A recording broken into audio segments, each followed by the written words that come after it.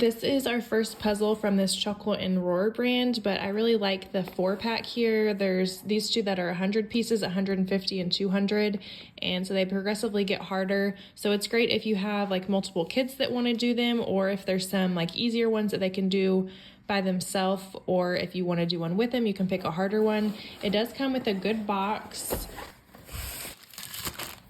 And we have had a few where this little thing comes off, so we'll probably just put these in a regular Ziploc that we have. But I do like that they're separated out. The harder puzzles have the smaller pieces. These 100-piece ones have the larger pieces, so that's nice. They're pretty good quality. They don't bend super easily, so we love these.